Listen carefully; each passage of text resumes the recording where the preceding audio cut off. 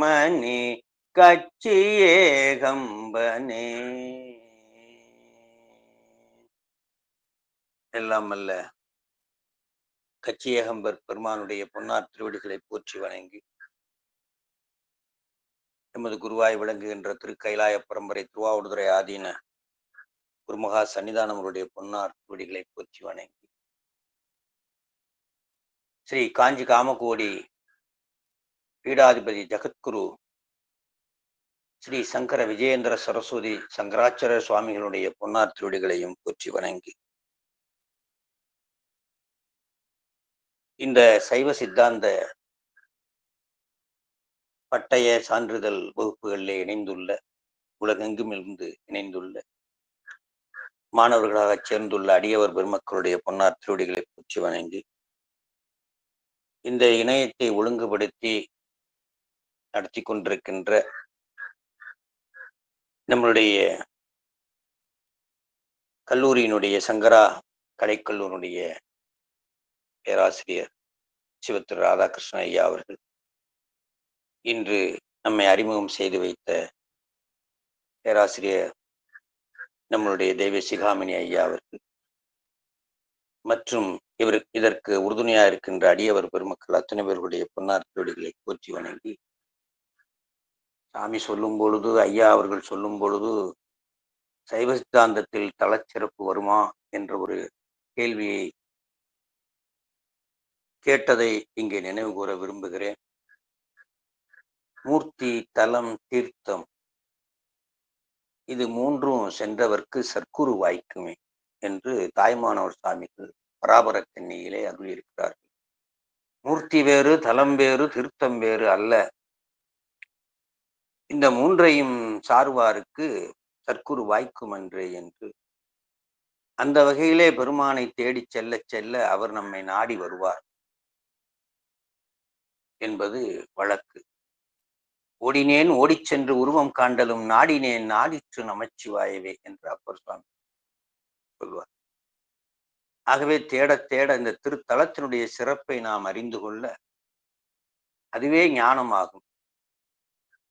ஆகவே அந்த வகையிலே ஞான கல்வியின் துவக்கமாக காஞ்சிபுர தல சிறப்பினை அறிவதற்கு நாம் முதலிலே எப்படி கந்தபுராணத்தை இயற்றுவதற்கு கச்சியப்பர் விநாயக பெருமானுடைய திருவடிகளை போற்றி வணங்கினாரோ அதே போல நாமனும் இந்த காஞ்சி தலத்தினுடைய சிறப்பை சிந்திப்பதற்கு முன் விநாயக பெருமானுடைய திருவடியை நாம் புந்தியில் வைத்துக் கொள்ள வேண்டும். புந்தி என்பது புத்தி என்று பொருள். புத்தியில் தான் நாம் செய்த பழவினைகள் எல்லாம் வேரூன்றி நிலைத்து நிற்கின்றன. சஞ்சதம் பந்த தொடராளே என்று அருணகிரிநாதர் அருள்வார். அந்த புத்தியிலே கொண்டு பெருமானுடைய திருவடியை சுமந்து கொண்டோம் என்றால் அந்த மரம் எரிந்து விடும், பழவினைகள் எல்லாம் எரிந்து விடும், பொசுங்கிவிடும். திகட சக்கர செம்முகம் ஐந்துலா சகட சக்கர தாமரை நாயகன் அகட சக்கர இன்மணி யாவுரை விகட சக்கரன் மெய்பதம் போற்றுவாம் விகட சக்கரன் மெய்பதம் போற்றுவாம். திகழ் தசம் கரம் 10 கரங்களை கொண்ட 5 முகங்களை கொண்ட விநாயக பெருமான் என்று போற்றுகின்றார். சாமிக்கு 5 முகம்தான். சத்யோஜாதம், அகோரம், தற்புருஷம், ஈசானம் என்று 5 முகங்கள் சாமிக்கு. ஆக இங்கே கடவுள் என்பவர் ஒருவன் தான் இங்கே விநாயகராக காப்பு செய்கிறார். திகட சக்கர தசம் என்றால் 10 கரங்களை கொண்டு. ஏன் கரத்தினுடைய பயன் என்ன விநாயகர்னா உயிர்களை காப்பது கரம். திருவடி என்பது உயிர்களை தாங்குவது.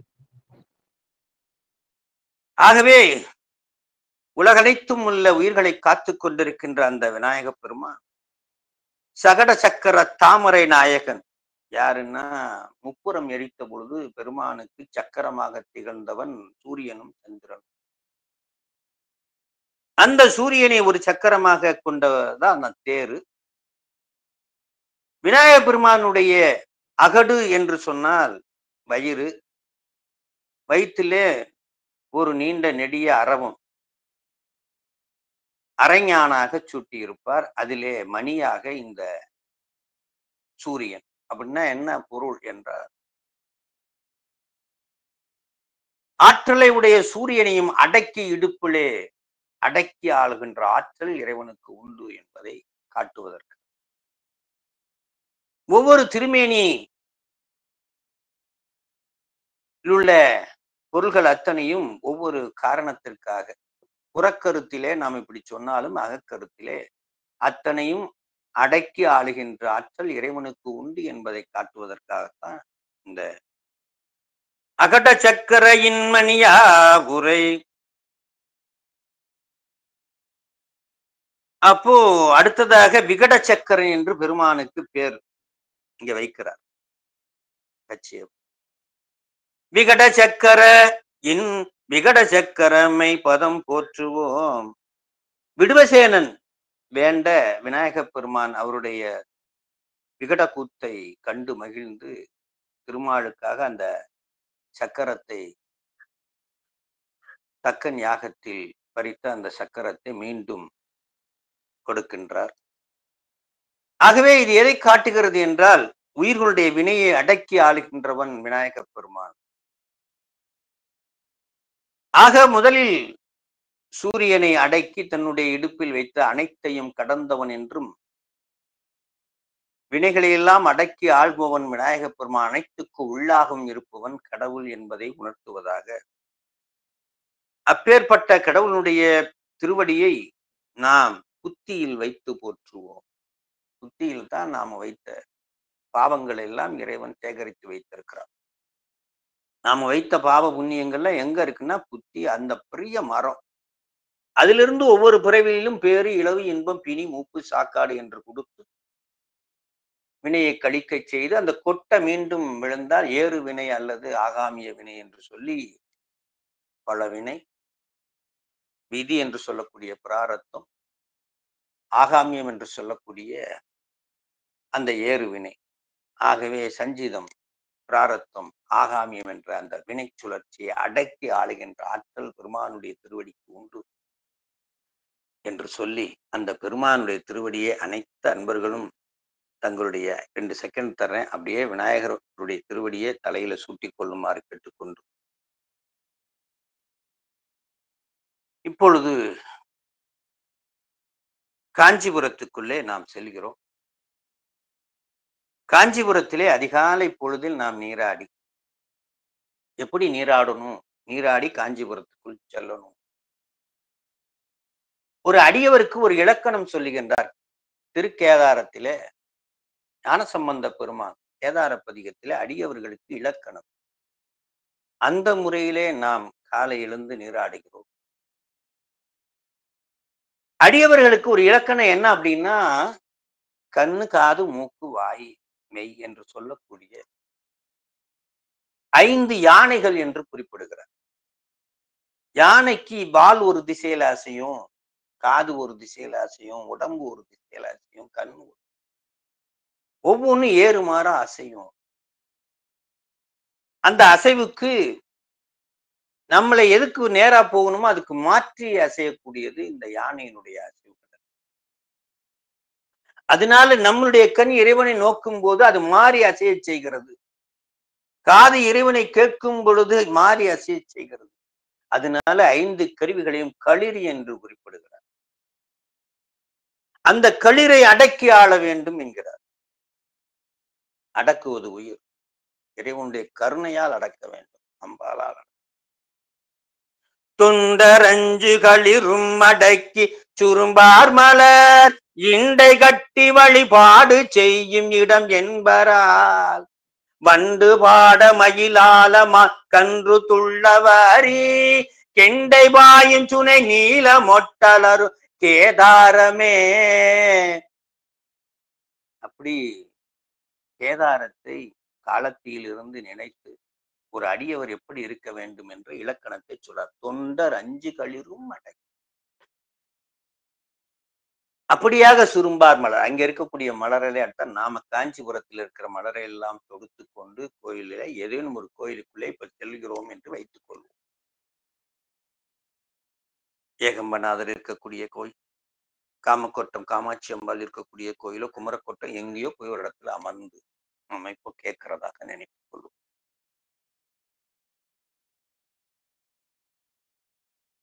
அப்படி காலை பொழுதிலே அந்த உணர்வு சூழ பெருமானுடைய திருநீரை அணிந்து கொண்டு அந்த உணர்வு சூழ உட்கார்ந்து ஒருவர் சொல்ல ஒருவர் கேட்கின்றனர்.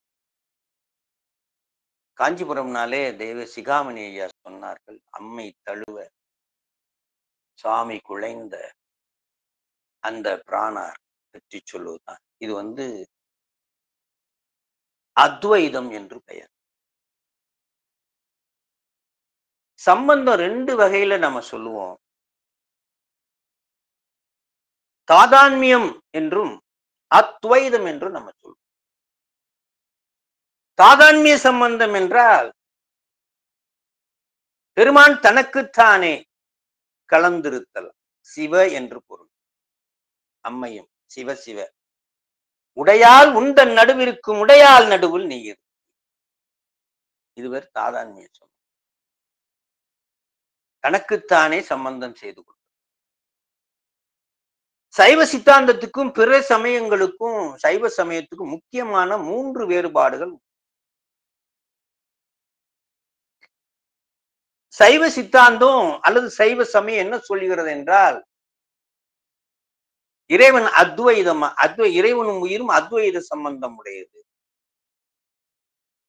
இறைவன் உயிர்களோடு ஒன்றாய் வேறாய் உடனாய் கலந்திருக்கிறான். பிரிக்க முடியாத இருபொருளின் கலப்பு. இதுதான் பொருள், 2 தான். ஆனால் பிரிக்க முடியாத இருபொருளின் கலப்பு, ஒரு பொருள் போல இருக்கும். இது ஒண்ணு.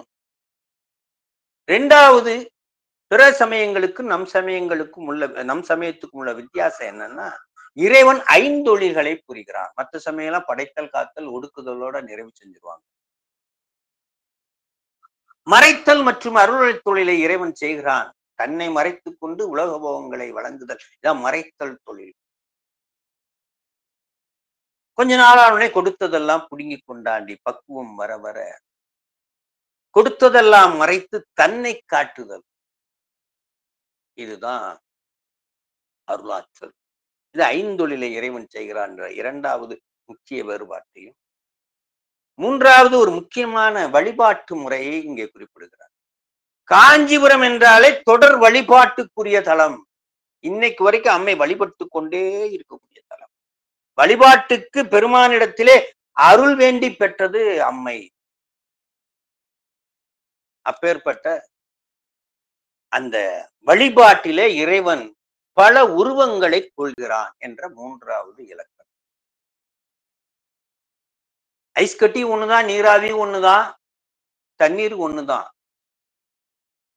ஆனால் அந்தந்த இடத்துக்கு தகுந்த மாதிரி, அவரவர்கள் பக்குவத்துக்கு தகுந்த மாதிரி அருள் பாலிப்பதற்காக உருவம் கொள்கிறார் என்பதை நம்முடைய முக்கிய 3 வேறுபாடுகள் என்றால் இதுதான். அத்வைதம், 5 தொழில், அடுத்ததாக உருவம் பெருமான் கொள்கிறார். அந்த வகையில இப்பொழுது அதைத்தான் இந்த பாட்டுல நம்ம அப்பர் சுவாமிகள் சொல்கிறார். பன்னில் ஓசை பழத்தினுள் என் சுவை. கச்சி ஏகம்பரை பற்றி பாடும் பொழுது பன்னில் ஓசை பழத்தினுள் என் சுவை. பழம் இருக்குது, அத குனின்னு சொல்லுவாங்க. ஓசை என்பது குணம்னு சொல்லுவாங்க. அதாவது இறைவன் குனி என்றால் இறைவி குணமாக இருக்கா, பிரிக்க முடியாது. சிவ சிவ எப்படி பிரிக்க முடியாது. சிவய நம என்று இருக்கிறது. சிவ அப்படின்னா தாதான்மிய சம்பந்தம். அந்த உயிரோடையும் உயிரோடையும் மலத்தோடையும் கலந்திருப்பது அத்வைத சம்பந்தம். யாரும் ஜீன்றவங்க மைக்க ஆஃப் பண்ணுங்க. ஜீன்னு இருக்குது, தங்களுடைய மைக்க ஆஃப் பண்ணி இருக்க சொல்லி. கொஞ்சம் மைக் ஆஃப் பண்ணீங்கம்மா ப்ளீஸ். ஐயா வகுப்புக்கு இடையூறா இருக்கு. மன்னிக்கவும், கொஞ்சம் மைக் ஆஃப் பண்ணீங்க. ஆஃப் பண்ணிட்டாங்க.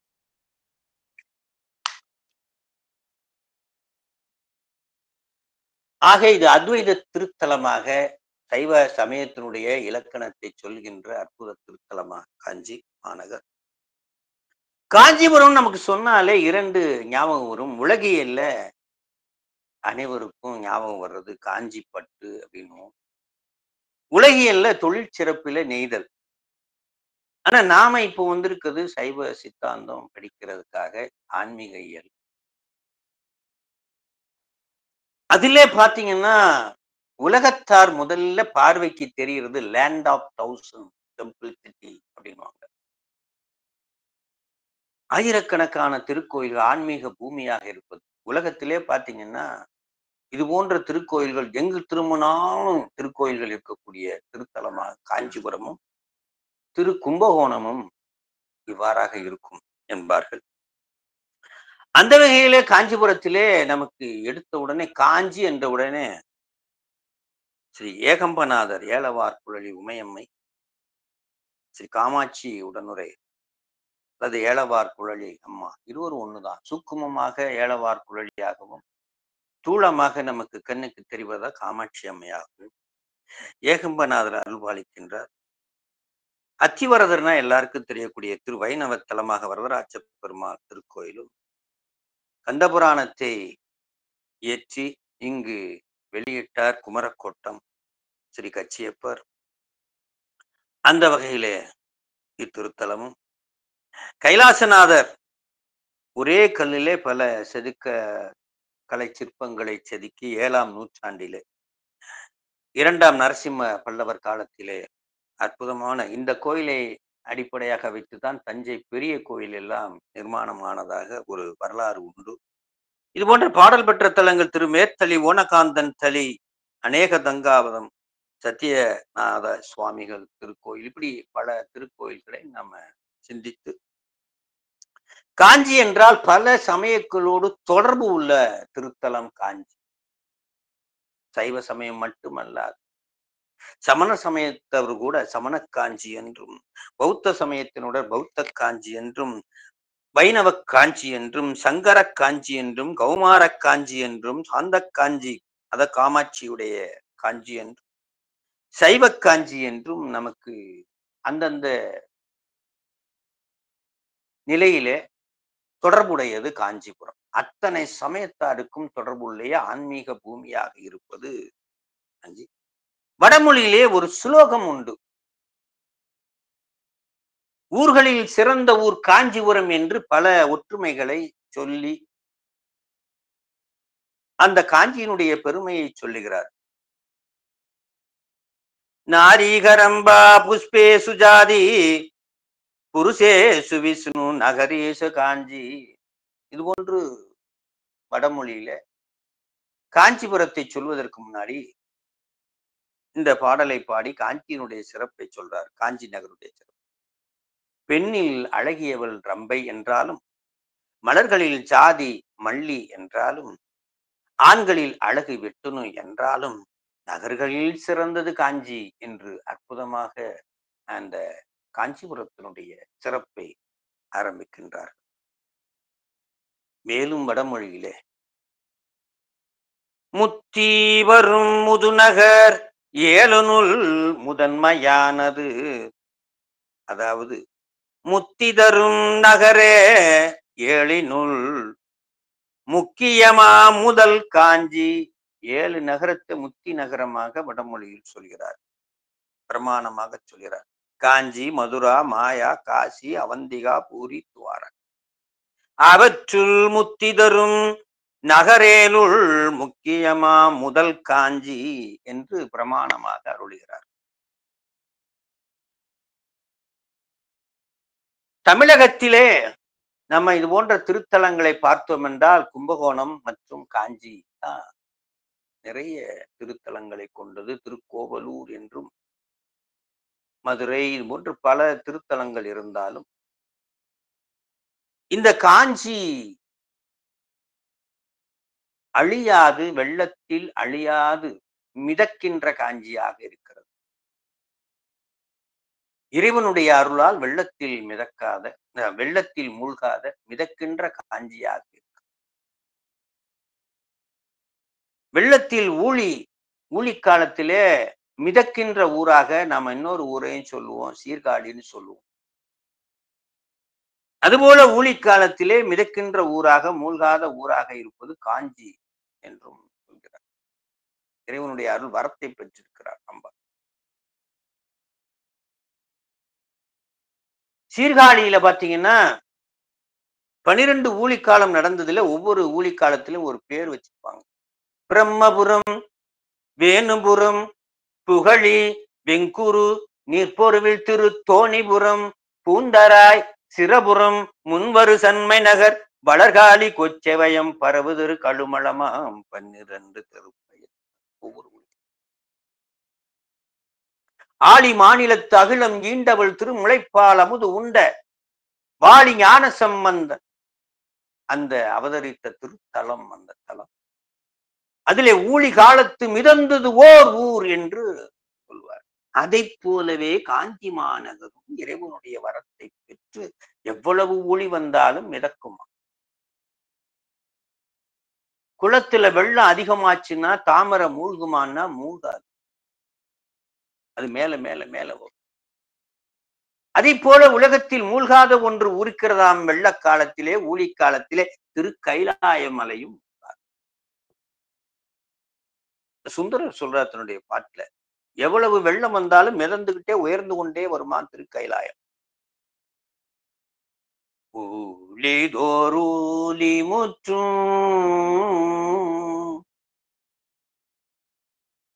உயர் பொன்னொடித்தான் மலையை சூழிசையின் கரும்பின் சுவை நாவலன் ஊரன் சொன்ன ஏழிசையின் தமிழால் இசைந்தேத்திய பத்தினையும் ஆழி கடலறையா அஞ்சையப்பர்க்கு அறிவிப்பதே, அஞ்சையப்பர்க்கு அறிவிப்பதே. மாறாக ஊழிக்காலத்திலும் மிதக்காத ஒரு ஊராக, ஊழிக்காலத்திலும் மிதக்கின்ற மூழ்காத ஒரு ஊராக இருப்பது காஞ்சிபுரம் என்றும், திரு தோணிபுரம் என்றும், திரு கைலாயம் என்றும் பாடி அருளாளர்கள் அள்ளியிருக்கிறார்கள். அந்த வகையிலே நாம் இப்பொழுது காஞ்சியை சிந்தித்துக் கொண்டிருக்கின்றோம்.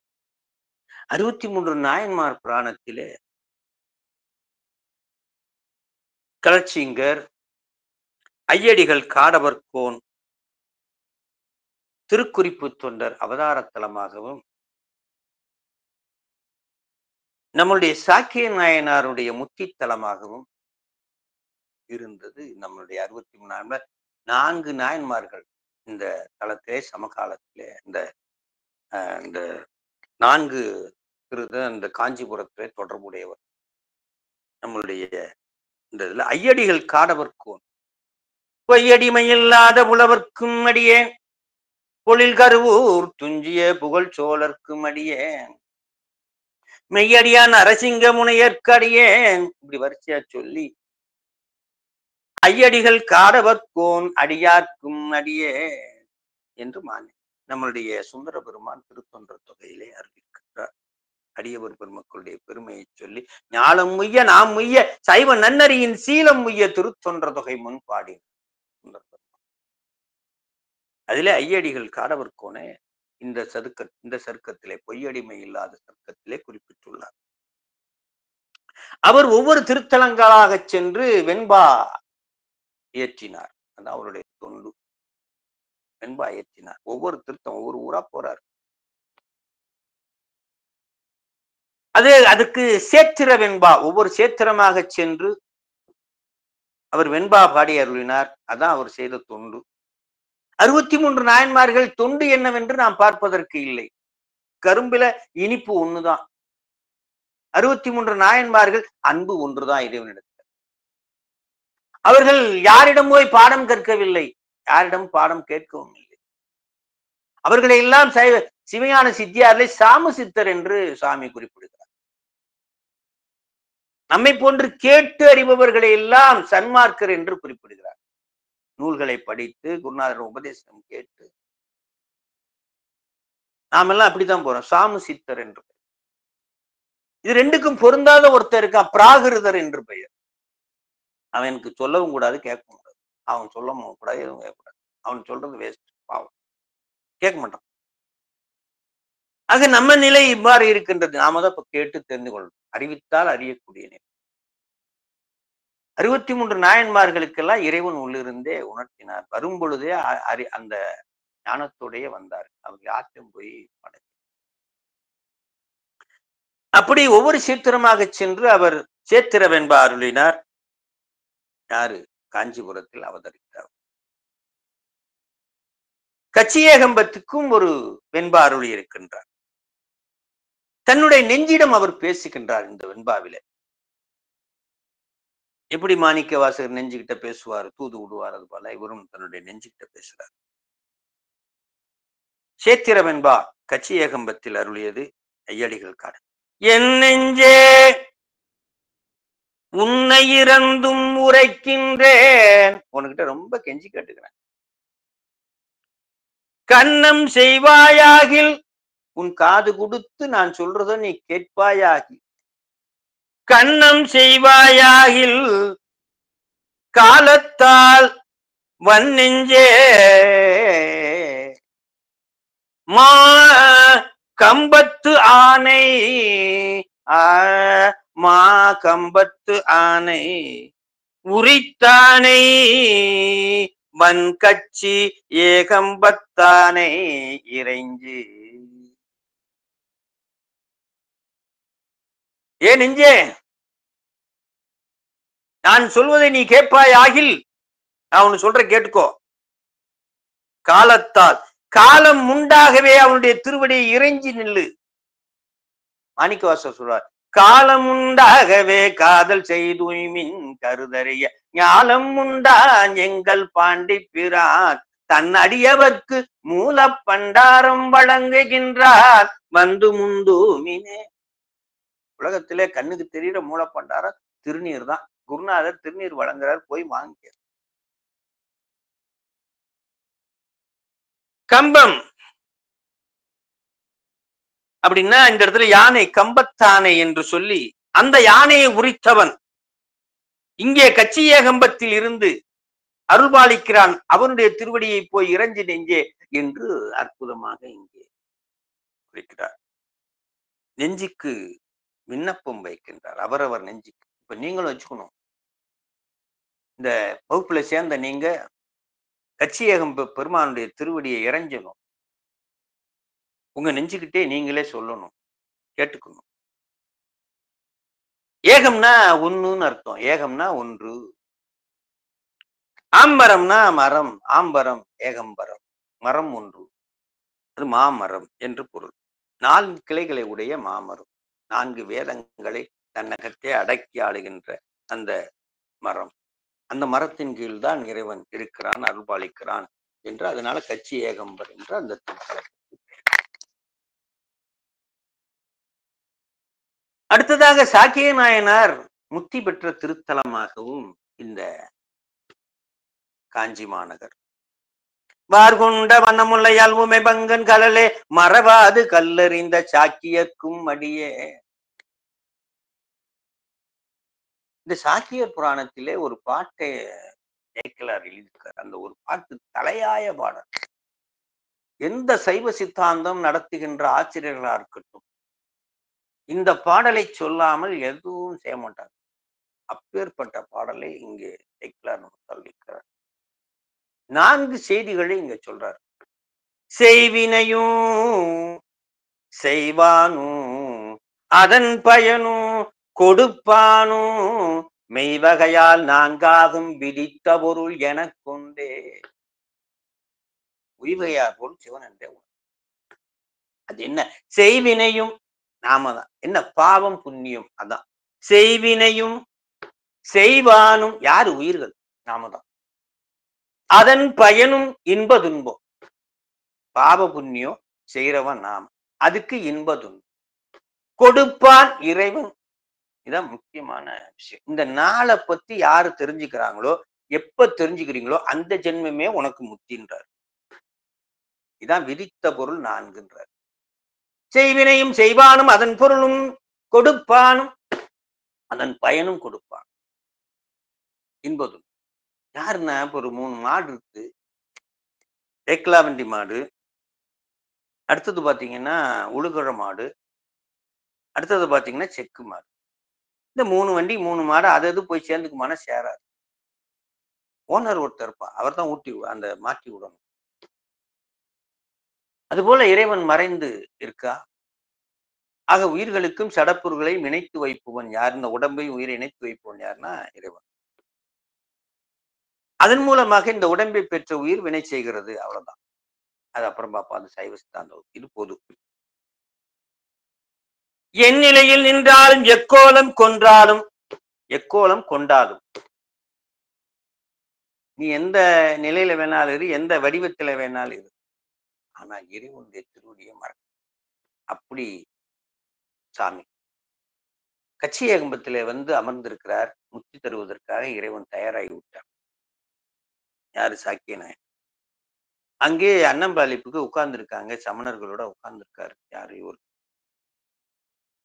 ஆனா தினசரி செய்கின்ற தொண்டை விட்டுட்டாரு. அவர் தொண்டை இன்னைக்கு மறந்துட்டோமே, எந்திரிச்சு சாப்பாட்டு இலைய விட்டுட்டு ஓடுறாராம் சாமிக்கு.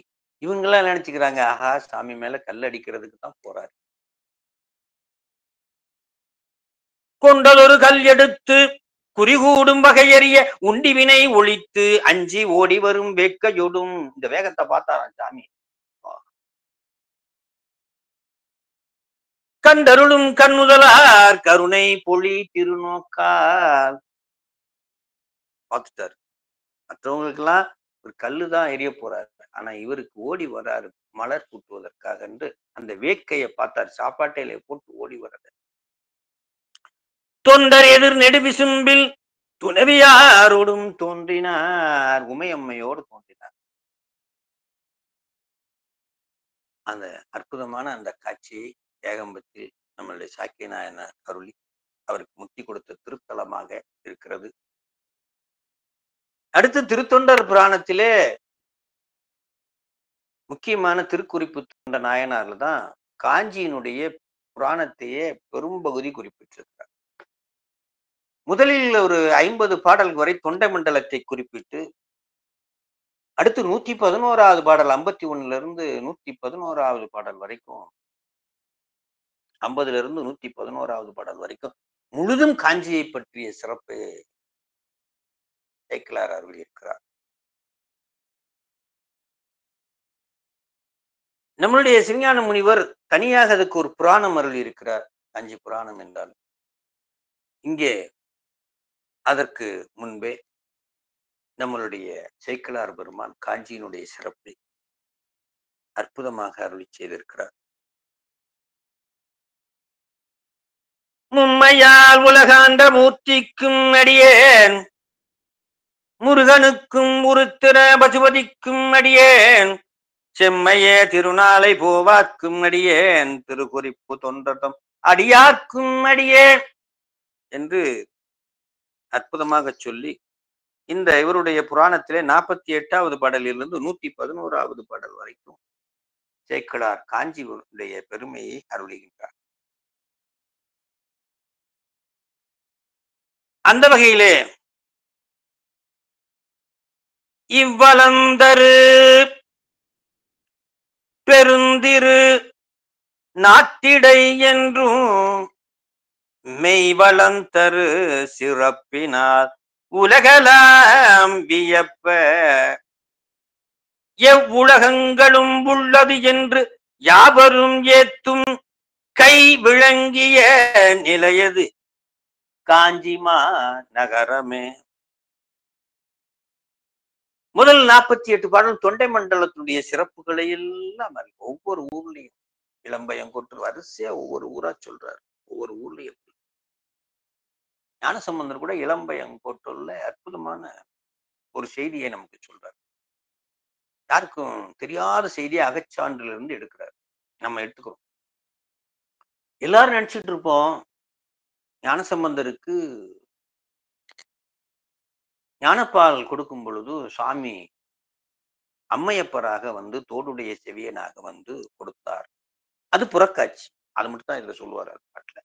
தோடுடைய செவியன் விடை ஏறியோடுவன் மதி சூடி இப்படி வந்தாருன்னு சொல்லுவார்.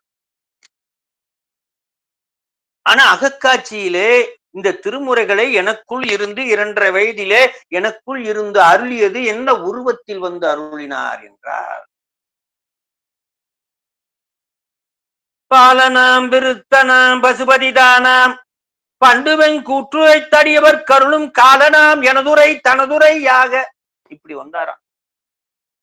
பண்டை காலத்திலே ஒரு அடியவர்க்காக மார்க்கண்டேயர் என்ற அடியவர்க்காக கூற்றை உதைத்த அந்த பெருமான் காலசம்ஹார மூர்த்தியாக உள்ளிருந்து எனக்கு உணர்த்த இந்த திருமுறைகளை நான் வாசித்தேன் என்று சொல்கிறார்.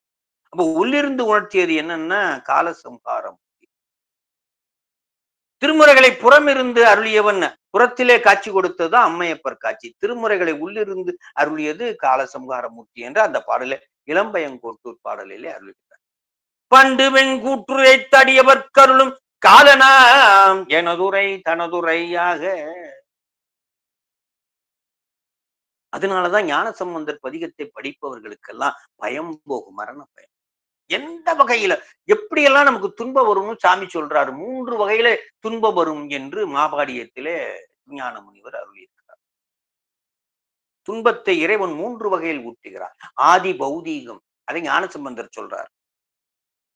உறும் இடியும் இன்னும் மிகையான பூதம் அவையும் அஞ்சிடும் நல்ல நல்ல அவை நல்ல நல்ல அடியார் அவர்க்கு மிகவே.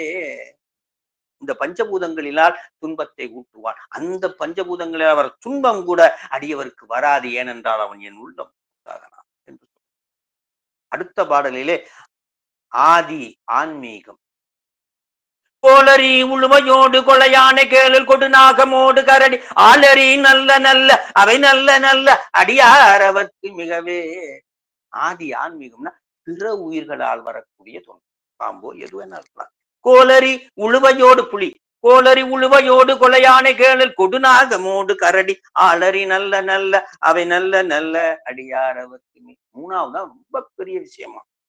இந்த துன்பம் எப்படி வருதுன்னே யாருக்கும் தெரியாது. டாக்டரே சொல்லுவாரு நல்லா தானே ஆபரேஷன் பண்ணோம், நல்லா தான், எல்லாமே நல்லா தான் இருந்தது, கம்ப்யூட்டரும் நல்லா காட்டுச்சு, ஆனா எப்படி வந்து தெரியல. இறைவனுக்கு என்ன கொதி உரு கால நங்கி நமனோடு தூத கொடுநோய்களான பலவு அதிகுணம் நல்ல நல்ல அவை நல்ல நல்ல அடியார் அவர்க்கு மிகவே.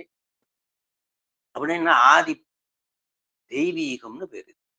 இறைவனுக்கு மட்டும்தான் தெரியும் இந்த துன்பத்தை எப்படி வந்தது, நமக்கு தெரியாது, அவனுக்கு தெரியும், ஊற்றவான். இது ஆதி தெய்வீகம். இந்த 3 வகையால் வரக்கூடிய துன்பம் கூட அடியவர்களுக்கு வராது என்று ஞானசம்பந்தர். ஏன்னா உள்ள இருந்து உணர்த்தியது காலசம்ஹாரம். துன்பத்திலே உச்சபட்ச துன்பம் யமன். ஆகவே ஏனைய துன்பங்கள்லாம் அடங்கி காலசம்ஹார மூர்த்தியே வந்து இந்த திருமுறைகளை எல்லாம் உணர்த்தி இருக்கிறார் அருளாளர்கள் மூலமாக என்பதுதான் நாம இங்கே. அதனாலதான் திருமுறைகளை படிக்கும் பொழுது நிச்சயமாக இறைவனுடைய அருளை பெற்று நிச்சயமாக நமக்கு துன்பத்தை நீக்கிக் கொள்ளக்கூடிய ஆற்றல் உண்டு என்பதை நம்ம இங்க தெரிஞ்சுக்கணும். அப்படியாக இங்க இவ்வளந்தரும் பெருந்திருநாட்டை என்றும் மெய் வளந்தரும். இப்பேற்பட்ட தொண்ட நாட்டுல மெய் வளம் தரும் சிறப்பினால். மெய் வளம் அப்படின்னா என்ன அர்த்தம்னா உண்மை பொருளை உணர்கின்ற ஆற்றல். எது துன்பம் வராதோ அந்த பொருளை பற்றுகின்ற ஆற்றலை இந்த காஞ்சியில் நமக்கு கிடைக்கிறது. அறிவுல 2 அறிவு இருக்கு. அஞ்ஞானம் மெய்ஞானம் என்று சொல்லுவோம். அஞ்ஞானம் தன்னை அகவிக்கும் நல்லறிவே. நல்லறிவுன்றது மெய்ஞானம். அஞ்ஞானன்றது பொய் அறிவு. அழியக்கூடிய பொருள்களின் மேல் வரக்கூடிய அறிவு தான் அஞ்ஞானம். அழியாத ஒரே பொருள். மாணிக்கவாசகர் ஒரு பாட்டுல சொல்லுவாரு, சித்தாந்தத்தை இந்த சித்தாந்தம் சொல்றவங்க இந்த பாட்டை தவிர்க்கவே முடியாது. திருவாசகத்திலிருந்து திருவாசகம் குருநாதரைத்தான் சிவமாக பார்க்கும். அதுல கோயில் பதிகத்திலே ஒரு பாட்டு, இன்று என கருளி இருள் கடிந்து உள்ளத்து எழுகின்ற ஞாயிறே போன்று நின்ற நின் தன்மை நினைப்பற நினைந்தே நீயல்லால் பிரிது மற்ற இன்மை சென்று சென்று அணுவாய் தேடு தேடு ஒன்றாம் திருப்பெருந்துறை உரை சிவனே ஒன்றும் நீ அல்லை அன்றி ஒன்றில்லை யாருன்னை அறியகிற்பாரே. அதாவது இன்று எனக்கருளி இறைவன் திருவடி தீட்சை கொடுத்த அன்று இருள் கடிந்து உள்ளத்தே எழுகின்ற ஞாயிறு போன். புறச்சூரியன் பொய்ப்பொருளை காட்டும், அகச்சூரியன் மெய்ப்பொருளை காட்டும். உள்ளத்தே எழுகின்ற ஞாயிறு இது அகச்சூரியன். நின்ற நின் தன்மை நினைப்பற நினைந்தன் குருநாதா உள்ளே அமர்ந்து விட்டார், எனக்கு திருவருளை காட்டி விட்டார். இப்போ நான் ஒவ்வொரு பொருளா தேடுறேன். ஆகா, இது அழியக்கூடிய பொருள், இது அழியக்கூடிய பொருள், இது அழியக்கூடிய பொருள் அப்படி பார்க்கிற கடைசியில அழியாத ஒரு பொருள் என் கண்ணுக்கு தெரியுதா, எனக்கு தெரிகிறதா. ஒன்றாம் திருப்பெருந்துறை உரை சிவனே, அது ஒண்ணுதான் அழியாத பொருள் தெரிஞ்சிட்டேன். ஒன்றும் நீ அல்ல அன்றி ஒன்றில்லை, எந்த பொருளும் நீ அல்ல. இந்த மைக்கு நீ இல்ல, நான் நீ இல்ல, எதுவும் நீ இல்ல. ஆனா நீ இல்லாம எந்த பொருளும் இல்லை. ஒன்றும் நீ அல்ல அன்றி ஒன்றில்லை யார் உன்னை அறியிருப்பார். சைவ சித்தாந்தம் சொல்றேன். இதை தவிர தவிர்க்கவே முடியாது இந்த திருவாசகத்துல இந்த பாட்டை யாரால். அப்பேற்பட்ட இந்த பாடல் அந்த வகையிலே மெய் வளர்த்தரு சிறப்பினால் உலகலாம் வியப்ப எவ்வுலகங்களுக்கும் உள்ளது என்று யாவரும் ஏத்தும் கை விளங்கிய நிலையது காஞ்சி மாநகர். கை அப்படின்னா இந்த இடத்துல இந்த கை கிடையாது. இந்த கை உடல் உறுப்புல வர கை. கை என்றால் இந்த இடத்திலே ஒழுக்கம், சிவ ஒழுக்கம் என்று பொருள். சிவ ஒழுக்கம் நிறைந்த காஞ்சிமா நகரம் என்று ஞானசம்பந்தர் ஒரு பாட்டு பாடுவார்.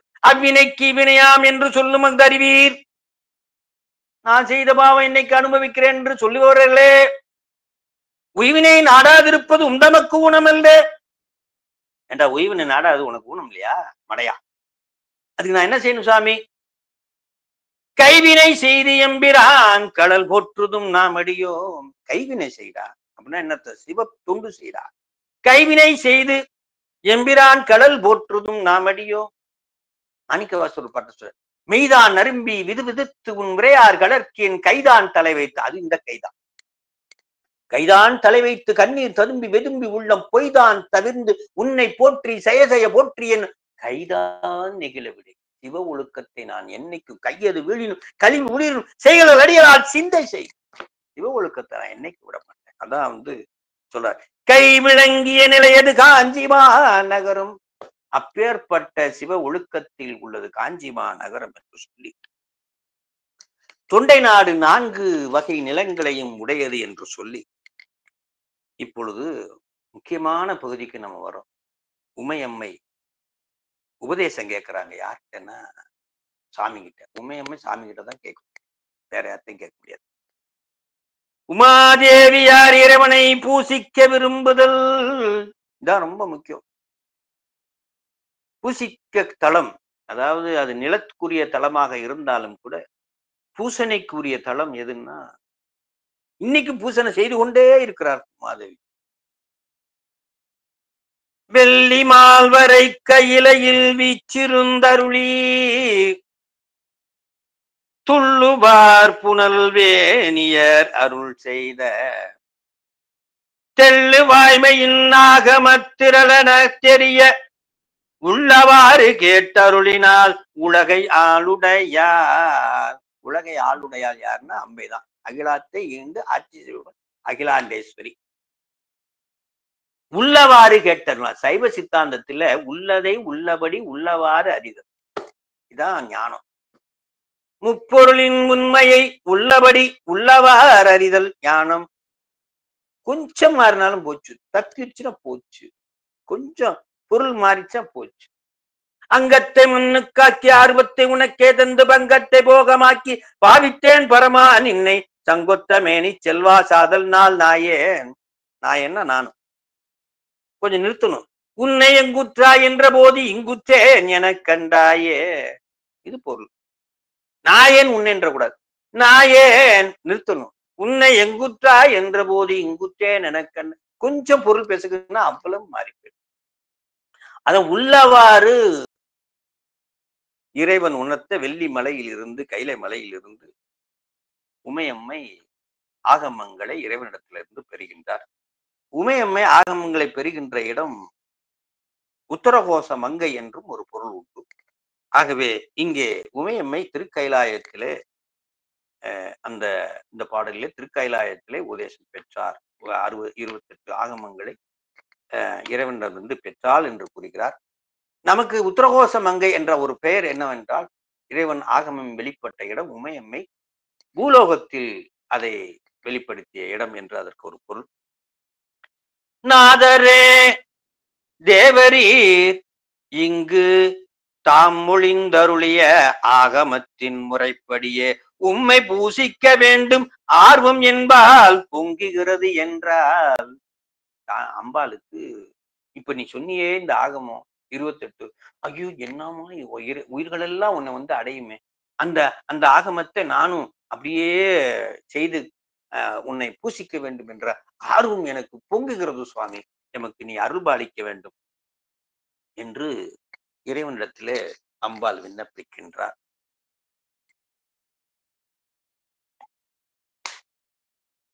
எண்ணில் ஆகமம் இயம்பிய இறைவன், எண்ணில் ஆகமம் இருந்தாலும் நம்ம 28 சொல்லிக்கிறோம். எண்ணில் ஆகமம் இயம்பிய இறைவன் தாம் விரும்பும் உண்மையாவது, எவ்வளவுதான் ஆகமத்தை சொன்னாலும் எனக்கு ரொம்ப பிடிச்சது ஒண்ணுதாம்மா, சொல்லுங்க சாமி. உண்மையானது பூசனை என உரைத்தருள, பூசனை என உரைத்தருள. அண்ணல் ஆர்தமை அர்ச்சனை புரிய ஆதரித்தால், ரொம்ப ஆர்வம் வந்துருச்சு. பூசனை தான் எங்க அப்பனுக்கு பிடிக்கும்னா நமக்கு ரொம்ப ஆர்வமா இருக்கு, அந்த பூசனையை செய்ய வேண்டும் என்று உமையம்மைக்கு ரொம்ப ஆர்வம். அண்ணலார் தமை அர்ச்சனை புரியாதரித்தால் பெண்ணில் நல்லவளாயின பெருந்தவ கொழுந்து. ரொம்ப ஆர்வம் வந்துருச்சு. பெருமானுக்கு பூசனை தான் ரொம்ப பிடிக்கும். உலகத்தின் தந்தையாக இருக்கின்ற இந்த பெருமான் பிடித்தது எவ்வளவுதான் இருந்தாலும் பூசனை ஒன்றுதான் என்று குறிப்பிட்டிருக்கிறார். எவ்வளவுதான் ஆகமம் இருந்தாலும் இறைவன் அடைவதற்கு எளிமையான வழி பூசனை என்று சுருக்கமாக கருப்பொருளை சொல்லிவிட்டாரே, அந்த பூசையை செய்ய வேண்டும் என்ற ஆர்வம் அம்பாளுக்கு வந்துச்சு. காஞ்சி மாநகரின் சாமி சொல்றாரு,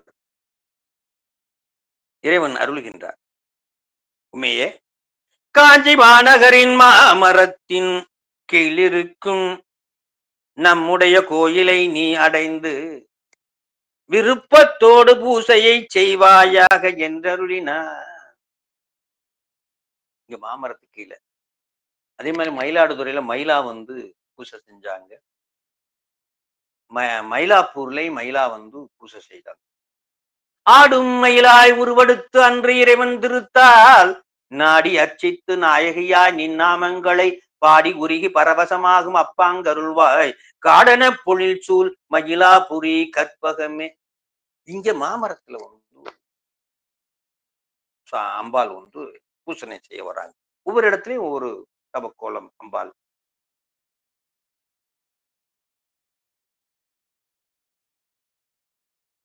எப்படி அப்படின்னா, தேவதேவனும் அது திருவுள்ளம் செய்து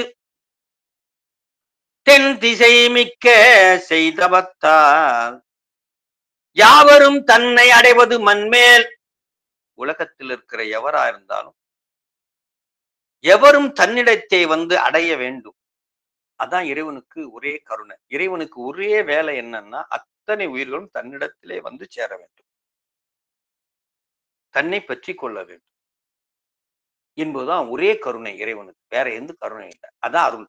வேற எந்த மற்ற பொருள்கள் எல்லாம் நமக்கு அவன் கொடுக்கிறது தான். மாமனும் மாமியும் நீ அப்படின்னு சொல்லுவார்.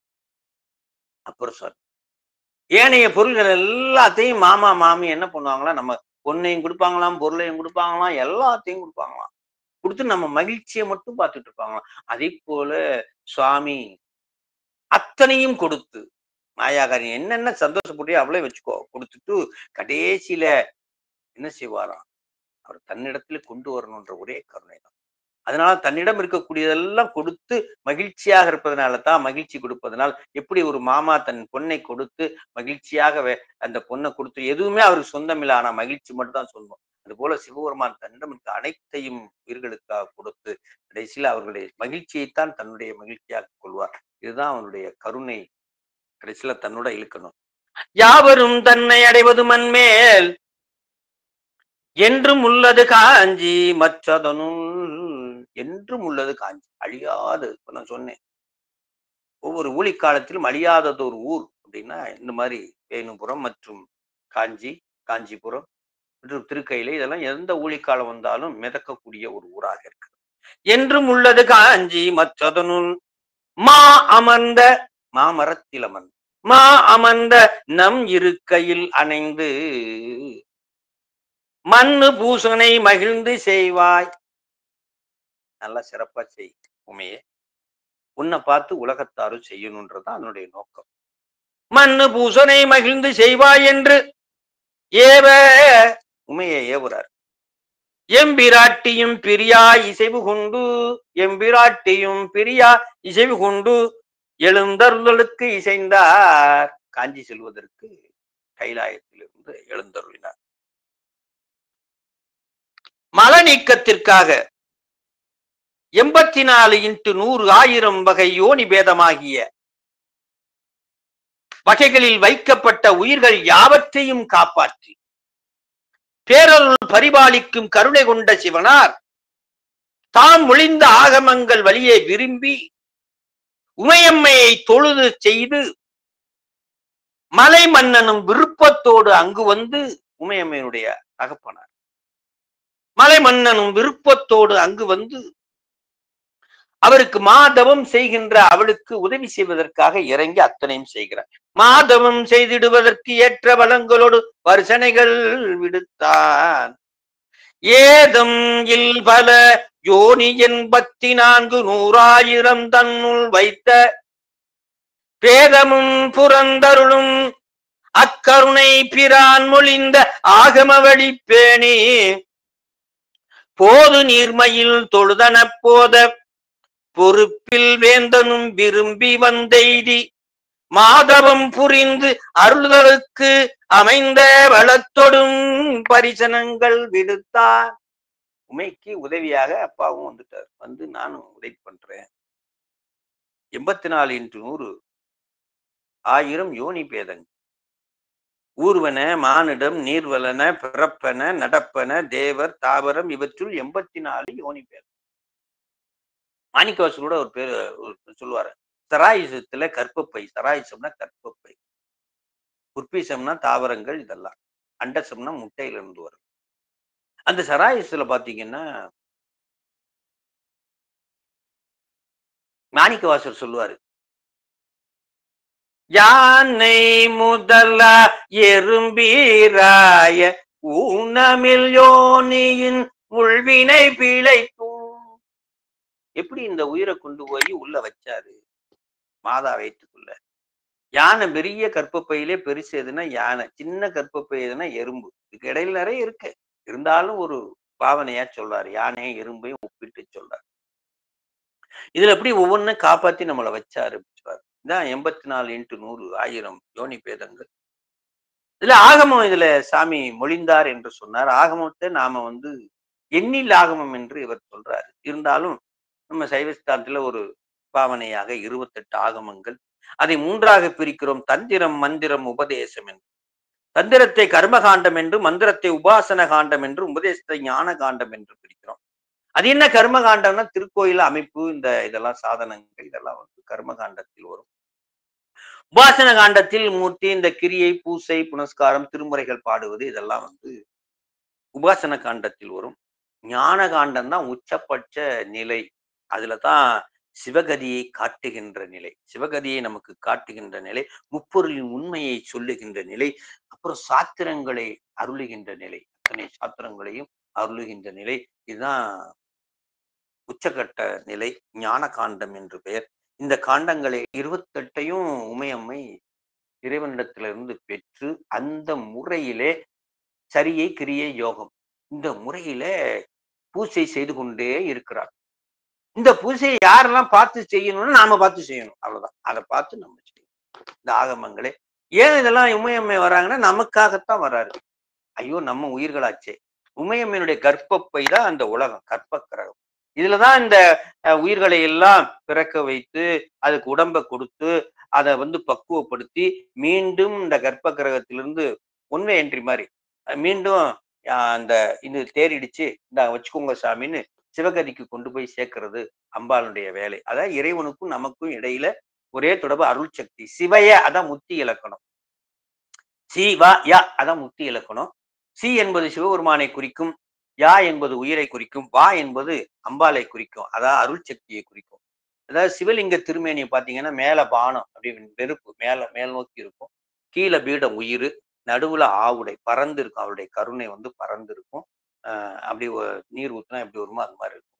ஆகவே இறைவனுக்கும் உயிருக்கும் இடையில என்ன இருக்குன்னா அம்பாளுடைய கருணை. அப்பாவுக்கும் பிள்ளைக்கு இடையில எப்படி அம்மா எது பையன் வேணும்னு கேட்டாலும் அம்பா மூலியமா தான் கேட்பான். அது போல நம்மையும் ஒரு பொருளாக்கி இந்த நாயையும் சிவகை ஏற்றி வைத்த அம்மை எனக்கு கருளியவார் அருவருவார் அச்சோவே என்று நம்மளுடைய மாணிக்க வாசகரும் நிறைவு செய்வார். அது போல அம்பாளுடைய கருணையை சொல்லி நிறைவு செய்வார். அதுபோல உமையம்மையார் காஞ்சியில் எழுந்தருளல் பதுவம் எனும் நாகம் அவரை அடைந்து எல்லா உலகமும் ஈந்தருளியதாயே அடியேன் வாழ்ந்து வரும் பிளத்தினிடத்தில் மரப்பிளவு பிளத்தினிடத்தில் தேவரீர் திருக்கோயில் கொண்டருள வேண்டும் என வேண்ட அம்மை அருள் புரிந்து அதன் பிளத்துவாரத்தில் எழுந்தருளினால் அம்மா அதுக்குள்ள போய் பூஜையெல்லாம் செய்ய ஆரம்பிச்சிட்டாங்க. சாமி வர ஆரம்பிச்சிட்டார். உமையம்மை இறைவனை காணுதல். உமை அருந்தவம் புரிய அம்மை காண மாமரத்தின் அடியில் லிங்க திருமேனி தாங்கி ஏகம்பத்தில் எழுந்தருளிய பெருமானை உமை கண்டு வணங்கி தொழுதார். எப்படி தொழுதார்? சிவ ஆகமப்படி தொழுதார். என்ன சொன்னாரோ அது அப்படியே மாறாம உள்ளவாறு தொழுகிறார். அம்பிகாவனம் எனும் நந்தவனத்தில் தோழியரான கமலினி அணிந்திரையோடு நல் மலர் கொய்தருதல் கம்மையாற்று நீர் சந்தனம் தூபா தீபங்களோடு அம்பாள் பூசனை செய்ய ஆரம்பிச்சுட்டாங்க. அப்படி போய்கிட்டு இருக்கு. ஒரு நாள் அப்படின்னு சொன்னாலே புராணத்துல ஒரு சுவாமியினுடைய திருவிளையாடல் ஆரம்பிக்குதுன்னு அர்த்தம். இவ்வாறு போய் கொண்டிருக்கின்ற ஒரு நாள், பெரிய புராணத்துலாம் ஒரு நாள் இந்நிலையில் அப்படின்னு வந்தாலே ஏதோ ஒண்ணு சாமி செய்ய போறார் திருவிளையாடு. சாமிக்கு தான் வேலை. உயிரிடத்திலேயும் உயிரிடத்துல விளையாடுற அம்மைக்கிட்டே விளையாடுறாருன்னு அர்த்தம்.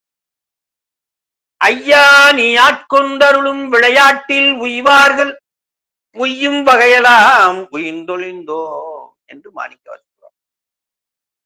சாமி விளையாடுவார். அதுல 2 விளையாட்டு. உய்வார்கள். மழை எப்பயும் தான் பெய்யும். பள்ளத்துல இருக்கவனுக்கு தான் தண்ணி கிடைக்கும், மேட்டுல இருக்கவனுக்கு கிடைக்காது. அதுபோல உய்வார்கள் பள்ளத்தில் இருக்கிறவங்க. மேட்டுல இருக்கும் அதை பத்தி கண்டுக்க மாட்டான், தெரியாதவங்க. என்ன 2 நிலை இருக்குது உயிர்கள் எல்லாம். இது அப்பர் சுவாமியுடைய ஒரு பாட்டுலையும் சொல்றாரு. தொழுது தூமல தூவி துதித்து நின்று அழுது காமுற்று அரற்றுகின்றார். இது ஒரு நிலையா? பொழுது ஓக்கி புறக்கணிப்பார். இது ஒரு நிலையா? இது 2ஐயும் கரெக்டா எழுதுவோம். கனெக்டா இது சரியாக கணக்கு எழுதுவாராம். எழுதும் கீழ்கணக்கு இன்னம்பர் ஈசனே அப்படி சாமி செய்வார் என்று அந்த இடத்துல சொல்றாரு. இப்ப கம்மையாற்றிலே விளையாடுறாரு சுவாமி. வெள்ளம் திருவிளையாடு. 7 கடலும் திரண்டு வருவது போல ஒரு கடலே நம்ம தாங்க முடியாது. நான் திருச்செந்தூர் போவேன். ஒருத்தர் சொன்னார் திருச்செந்தூர் போயிட்டு. நான் மாசம் திருச்செந்தூர் கடல் எனக்கு அத்துப்படின்னு வரும். அவரு சும்மா கரை ஓரத்துல இருந்து மண்டைய முக்கிட்டு வந்துட்டு எனக்கு திருச்செந்தூர் கடல் அத்துப்படினா இன்னும் ஒரு 10 அடி தள்ளினாதான் அத்துப்படியா என்னன்னு தெரியும். 7 கடல் வருவது போல் கம்பா நதியில் வெள்ளம் பெருக்கி வர திருவுள்ளம் கொண்டார் சாமி.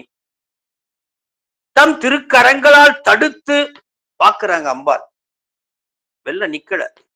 அம்மை பயந்து, அம்மை வெறுவி அப்படி பயந்து, அன்பு மிகுதியால் மாமர நடுவில் தோன்றிய நாயகரை மலைகளை ஒத்ததம் கொங்கைகள் பதிய வளையல்கள் அணிந்த கரங்களால் இருகத் தழுவிக் கொண்டார்.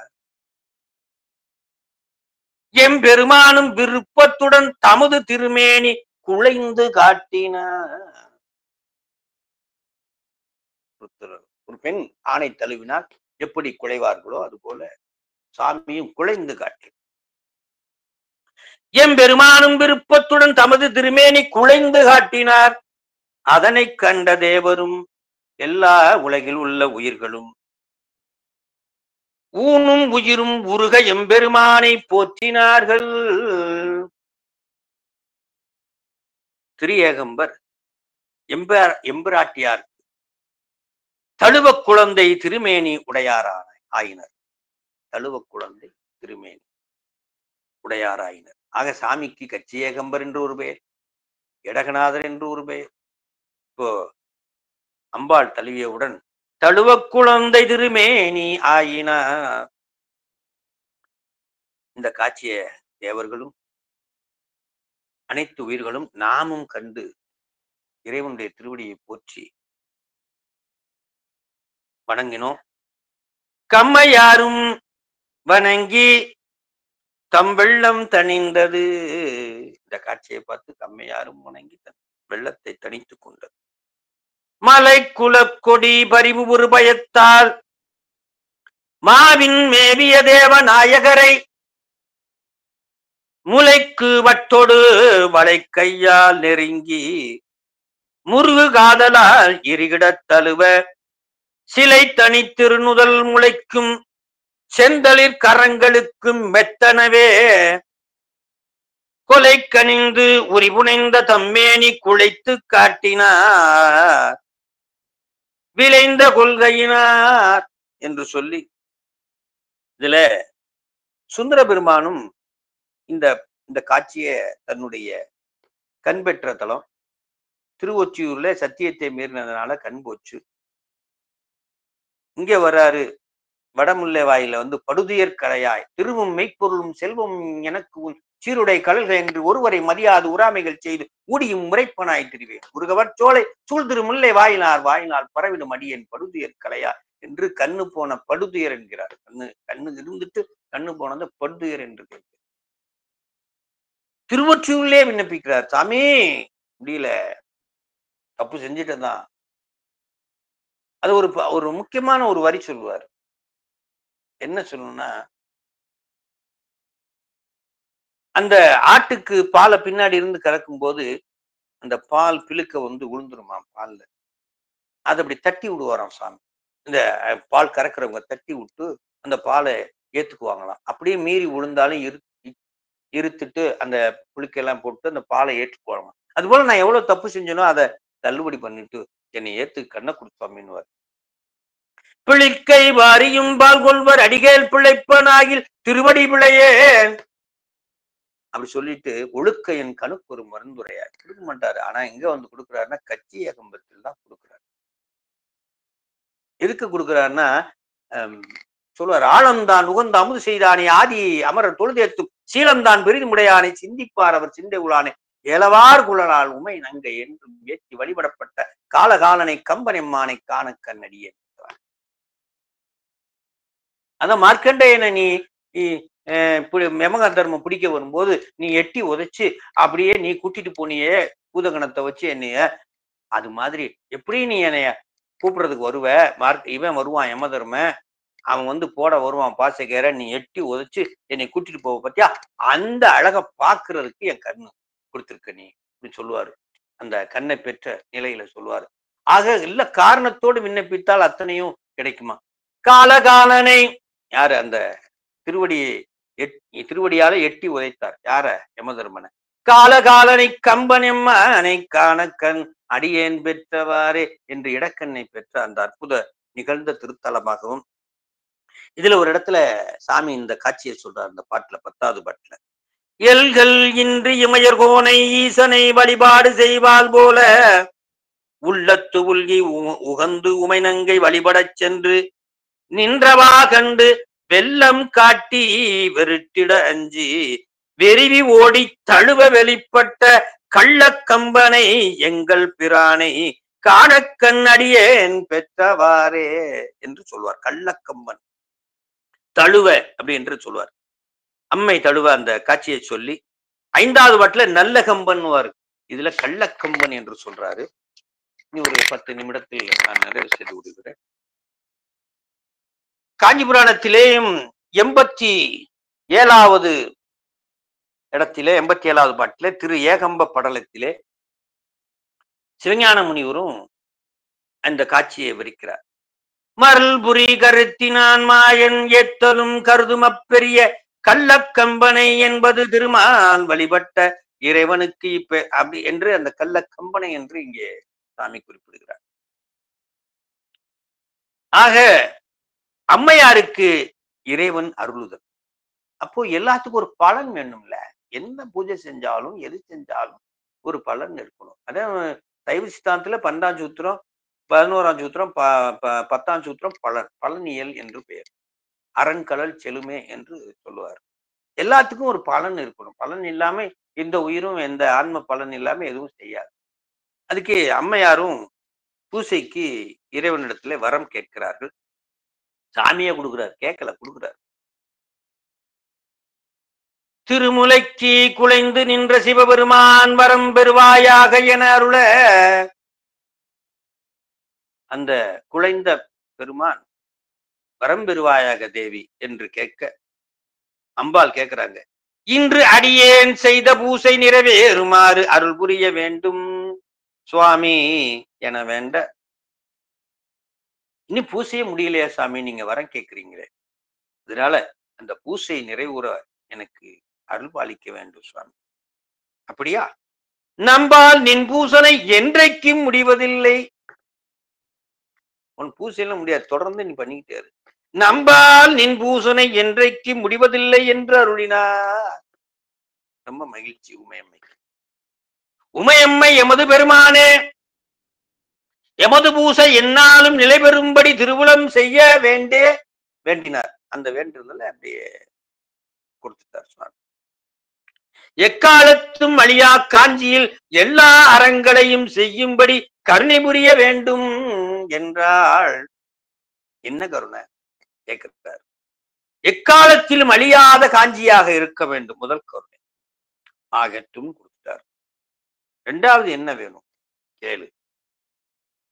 திருவடி பிழைத்தலாகிய சிவ அபராதம் ஒன்று ஒழிய. திருவடி அதான் என்னன்றி கொண்டார்க்கும் உய்வுண்டாம் உய்வில்லை, செய் நன்றி கொன்ற மகள். அதான் இறைவன் செய்து கொண்டிருக்கின்ற செய்ய போகின்ற நன்றியை கொண்டவனுக்கு உய்வே இல்லை. அம்மாவுக்கு கெட்ட செஞ்சவன் கூட உயிர். இறைவன் செய்து கொண்டிருக்கின்ற செய்ய போகின்ற முத்தியை கொடுக்க போகின்ற அவனை வழிபடாமல் நின்றால் அது பெரும் குற்றம் என்கிறார். அவனுக்கு கொன்ற மகருக்கு அவன் கிடையாது. செய்வினையும் செய்வானும் அதன் மன்னிக்கணும். என்னன்றி கொண்டார்க்கும் உய்வுண்டாம் உய்வில்லை, இறைவன் செய்து கொண்டிருக்கின்ற செய்ய போகின்ற செய் நன்றியை கொண்ட மகருக்கு என்று அற்புதமாக இங்கே சொல்றார். அதுபோல இங்கே சிவ அபராதம்னு சொல்றாரு. சிவனுடைய திருவடியை நினைக்காதவர்கள் சிவ அபராதம். அந்த அபராதத்தை செய்தவர் ஒழிய மற்ற எந்த அபராதம் செய்தாலும் சரி, இந்நகரத்தில் உள்ளவர் வேறு எத்தகைய தீமை செய்தாலும் அவர்களுக்கு மாதவ பயனையே கொடுத்தருள வேண்டும். மாதவ பயன் கொடுக்கணும். அதுவும் சாதனை. என்னுடைய தவ அத்தனையும் அந்த அருளாளருக்கு நீ கொடுத்துடணும். மாதவ பயன் அத்தனையும் நீ கொடுக்கணும். யாரு? காஞ்சிபுரத்தில் இருக்கக்கூடிய அத்தனை பேர்களுக்கும் கொடுக்கணும் அப்படின்னு சொல்றாங்க. அவர்களுக்கு மாதவ பயனையே கொடுத்தருள வேண்டும் என்று பல வரங்களை வேண்டி பெற்றார். சாமியும் வரத்தை கொடுத்துட்டார். ஆக 3 முக்கிய வரங்களை பெற்றிருக்கிறார். என்னைக்கும் வெள்ளம் வந்தாலும் காஞ்சிபுரத்தை மூழ்கடிக்காது. அடுத்தது, எத்தனை அங்கே குற்றங்கள் செய்தாலும் இறைவனுடைய திருவடியை நினைத்தலை தவிர எந்த குற்றம் செய்தாலும் இறைவன் பெருங்கருணையாலே அதை தள்ளுபடி செய்வான் என்ற ஒரு பெரிய வரத்தையும், அடுத்ததாக கோட்டம், திரு காமக்கோட்டம். காமக்கோட்டம்னா நமக்கு காமாட்சி அம்மை இருந்து அருள்பாலிக்கின்ற காமாட்சி அம்மைன்றது தூளமாக சங்கராச்சாரியர் கலியுகத்திலே 6 இடங்களில் அம்மையை நிறுவியது. அந்த வகையிலே பிரதிஷ்டை செய்து விட்டது என்று ஒரு வரலாறு உண்டு. அந்த வகையிலே காமாட்சி வேறு அல்லது ஏலவார் குழலியம்மா வேறு அல்ல. ஏலவார் குழலியம்மாள் சூக்குமமாக இறைவனிடத்திலே இருப்பவள். காமாட்சி தூளமாக இருந்து உயிர்களுக்கு அருளை பரிபாலனம் செய்து கொண்டிருக்கிறார்கள். அந்த வகையிலே திரு காமக்கோட்டம் காமாட்சி அம்மை எழுந்தருளி திருக்கோலம் கொண்டிருக்கக்கூடியது. தேவியர் காமாட்சி அம்மையார் என்ற திருநாமத்துடன் இப்ப இவ்வளவு நேரமும் சூக்குமமாக தவத்தில் இருந்த அம்மை காமாட்சி என்ற திருநாமத்துடன் சிவபெருமான் மகிழ் வண்ணம் நித்தியமாகிய பூசையை செய்து உயிரிடத்தில் இல்லற நெறி பெருகும் கருணையினால், காமக்கோட்டம்னா இல்லற நெறி பெருகும் கருணை, உயிரிடத்தில் இல்லற நெறி பெருகும் கருணையினால் புண்ணிய திரு காமக்கோட்டத்தில் எழுந்தருளி இருந்து 32 அரண்களையும் வளர்த்து வரலாயின. என்னரும் பெரும் வரங்கள் பெற்று அங்கு எம்பிராட்டி தம்பிரான் மகிழ்ந்தருள மண்ணின் மேல் வழிபாடு செய்து அருளி மனை அறம் பெருகும் கருணையால் நன்னு மண்ணுயிர் யாவையும் வல்க நாடு காதலின் நீடிய வாழ்க்கை புண்ணிய திரு காமக்கோட்டத்து பொலிய 32 அறம் புறக்கும். ஆக காமக்கோட்டத்தின் பக்கத்தில் உலகாணி தீர்த்தம் என்று ஒரு தீர்த்தம் உள்ளது. மூழ்கி எழுபவர்கள் நிச்சயமாக பாவங்களை நீக்கிக் கொள்வர் என்றும், குமரக்கோட்டம் மிக பிரசித்தி பெற்ற முருகன் திரு ஆலயம், கந்தபுராணம் கச்சியப்பர் இந்த திருக்கோயிலிலேயே வெளியீடு செய்தார்கள். இந்த முருகப்பெருமான் தான் கந்தபுராணம் எழுதும்போது கச்சியப்பருக்கு ஏற்பட்ட ஐயங்களை எல்லாம் வந்து நீக்கியவர் என்றும், பாம்பன் சுவாமிகளுக்கு வழியை காட்டி தரிசிக்க உதவியர் என்றும், அருணகிரிநாதர் பாடல்களை பாடியுள்ளார் என்றும், இதில் வித்தியாசமாக நாகம் 5 தலை நாகம் முருகப்பெருமானுக்கு கொடையாகவும் வள்ளி தெய்வானைக்கு 3 தலை நாகம் இருப்பதாகவும் வரலாறு உண்டு. காஞ்சி 4 பெருமக்களாலும் பாடல் பெற்றது. மேலும் காஞ்சித்தானம் என்று ஒரு அற்புத இடமும் உண்டு. சூரியன் உதிக்கும் போதும் மறையும் போதும் மறையாது நிற்கக்கூடிய இடமாகவும், யானையை முயல் துரத்தும் தானமாகவும், இறந்தோர் மீண்டும் எழு தானமும் இரவா தானமும் தீர்த்தங்களும் நிறைந்த ஒரே நாளில் 3 பூ மலரும் பொற்தாமரை தடாகமும், யானை முகமுடைய விநாயகர் விகட சக்கர விநாயகர் அவரும் பைரவமூர்த்தியாக சூளம் தாங்கியும் வேலாயுதம் தாங்கிய முருகப்பெருமானும் காவல் நிற்க இந்த காஞ்சி பெரும் ஆன்மீக பூமியாக, செல்பவர்களுக்கெல்லாம் பாவம் நீக்கும் பூமியாக அற்புதமாக நம்ம மாணிக்க வாசகரும் ஒரு பாட்டு பாடியிருக்கின்றார். அந்த பொற்சுண்ணத்திலே தில்லையில் அருளிய பாடலே, காசு அணிமின்கள் உலக்கையெல்லாம் காம்பு அணிமின்கள் கரை உருளை நேசம் உடைய அரியவர்கள் நின்று நிலாவும் என்று வாழ்த்தி புகழ்ந்து அந்த கட்சி திரு ஏகம்பன் செம்பன் கோயில் பாடி பாச வினையை பறித்து நின்று பாடி சுண்ணம் இடித்தினார். ஆக பாச வினைகளையெல்லாம் அறுக்கின்ற இடமாக இருப்பது இந்த கட்சி ஏகம்பம் என்று அற்புதமாக மாணிக்க வாசகர் சொல்கிறார். மிக அற்புதமான இந்த திருத்தலத்திலே ஏலவார் குழலார் உமைநங்கையாகவும் காஞ்சி காமாட்சியாக இருந்தும் அகத்திலும் புறத்திலும் இருந்த அடியவர்களுக்கு புறம் இருந்து தன்னுடைய பாவங்களை எல்லாம் நீக்கச் செய்து இறைவனிடத்திலே கொண்டு செல்கின்ற ஆன்மீக பூமியாக இந்த காஞ்சிபுரத்துக்கு போனாலே போதும், அந்த அற்புதமான இந்த திருத்தலத்திலே நாம அதிகாலையிலே தொண்டர் 5 களிரும் அடக்கி நின்று நம்முடைய பெருமானுடைய இந்த தலச்சிறப்பினை நாம் செவிமடுத்து கேட்டிருக்கின்றோம்.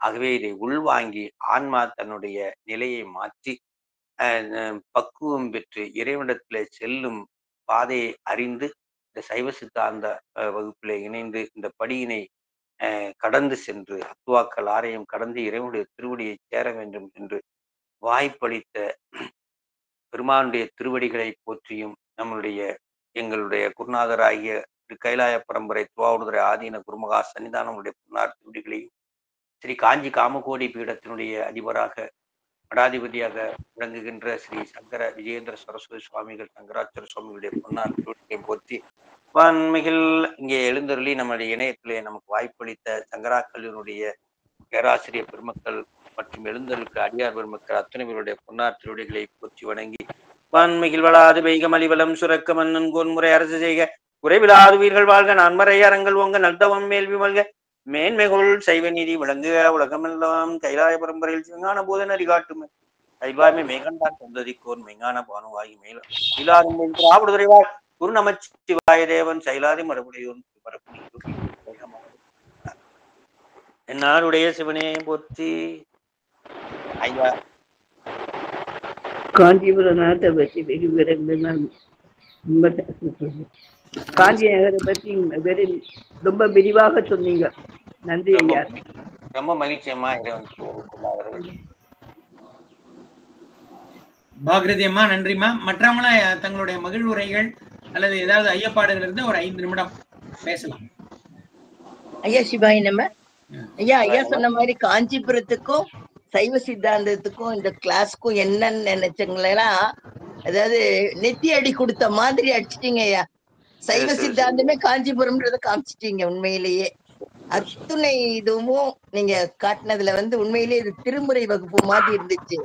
எங்களுக்கு சைவ சித்தாந்த வகுப்பாவும் திருமுறையும் கலந்து கொடுத்த ஒரு வகுப்பா சிறப்பா இருந்துச்சு. ஒரு நிமிஷம் கூட தொய்வடை விடல. அவ்வளோ அதுக்குள்ள உள்ளுக்குள்ள போக வச்சுட்டீங்க.